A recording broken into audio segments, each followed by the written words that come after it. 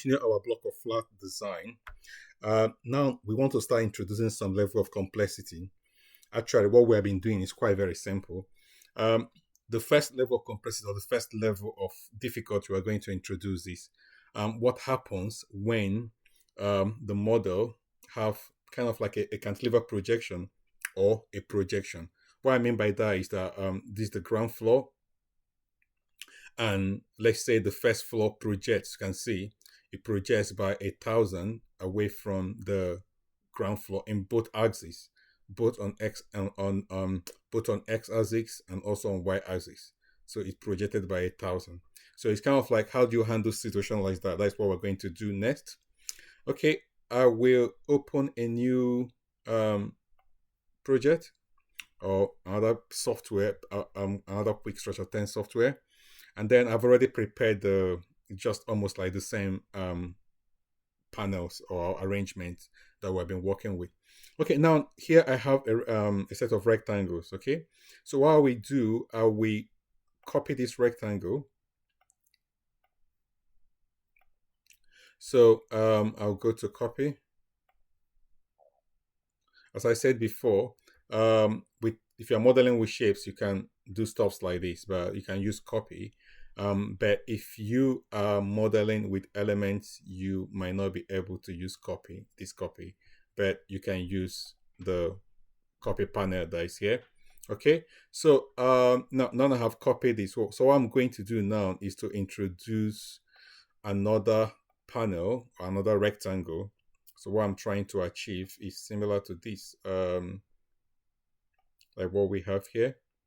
So you can see we have this cantilever, we will decide later whether it's a pure cantilever or not a pure cantilever, whether we're going to have beams around it or not. But let's just go on. So I'm going to create these rectangles, cantilever rectangles. So what I will do, I could come straight, use another rectangle.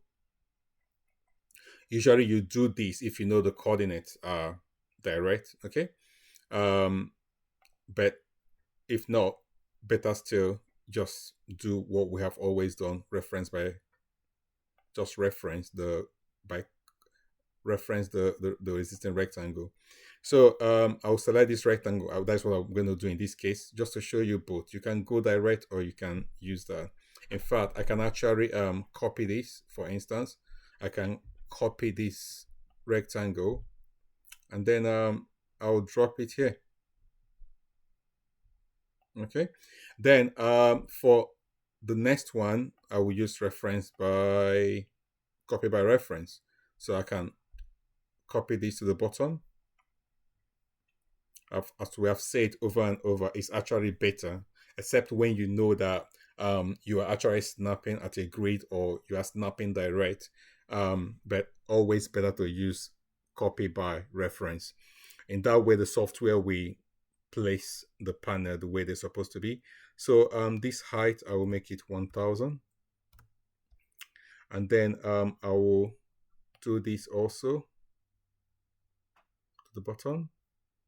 And then make it 1,000. If you notice, I don't need to select this to edit the 1,000 because the last panel is what the software will edit anyway. But once you click this, then that changes. You have to now edit. Okay, the next one, I can add another panel here. So I can reference this to the right and then change the width to 1,000. And then here, I can reference to the left and I can change that to, that is the width to 1,000. So that's it. So we kind of have our arrangement. Okay. So now I will start off by using modeling with shapes. That's what we have just done. And then I will switch over to modeling with elements. You can combine both. It's quite very straightforward. Okay. So the first thing I will do, I will assume that this is our ground floor and this will be the first floor. Okay. So I will go to modeling with shapes, then I will add as ground floor. Okay. Um, so that's our ground floor. And then I will select this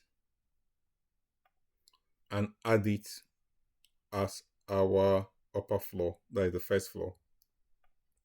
Okay. Now, if you notice, to start with, the foundation layout is not looking good. And you can also see that some columns are created not in order. Now, if you see this is also not in order, you can see the it starts at grid 1000. Sorry, the grid 1 is the same as grid 1 here.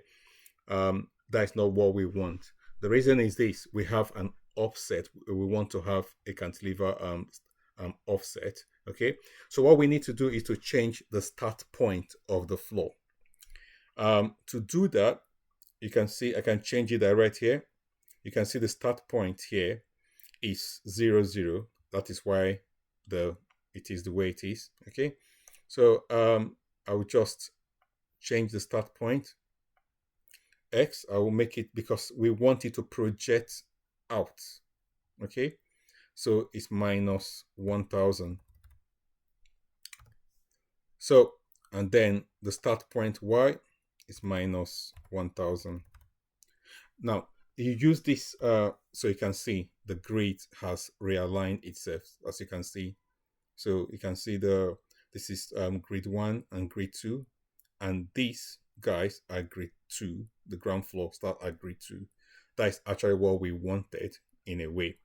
And yeah, so you use the start point X and the start point Y to kind of realign the floor. Imagine the floor to be like a stack of rectangular plates or a square plate. Okay, imagine that you stack each plate on top of each other. So you use the start point X and start point Y to move the upper plates in relation to the starting one, which is the ground floor one. Okay, that's exactly what the start point X and start point Y does. By default, it's all 0, 0. What that means that the plates are all vertically and horizontally aligned on top of each other on the X and Y axis. The X and Y axis is 0, 0. Okay, so by the Z, of course, if you start going vertically, that means talking about the Z. Okay, so yeah, but so that is actually what happened. That's one way to kind of like imagine the flows. So what the software does is that it kind of like use a system whereby it imagines the floors to be like a stack of plates. Kind of. I'm just trying to compare that, so that by the time you stack them on top of each other, going up, if you slide the plate vertically out, it's minus. If you slide it in, say on the x-axis, sorry, I'm making a mistake. Say you slide the plate on the x-axis out, on the left, if you go left, it's minus. If you go right on the x-axis, it's plus, which is you don't need to put the minus sign. But if you slide the plate on the y-axis up, going up this way, that means it is minus. If you are sliding it in, it is negative. That is one way to imagine the floor, the start point X and start point Y. So you kind of use that method to realign the coordinate of the floor so that the software will coordinate them very well. As you can see here, everything is fine. The foundation layout is fine. So if we project it in 3D, you can see all is well. Everything is kind of in order. Yeah, that is one way to explain that. So in the next video, I will switch over to modeling with elements, or we can even do that before we, yeah, in the next video, I will do that. I will switch over to modeling with elements so we can continue from there. Thank you.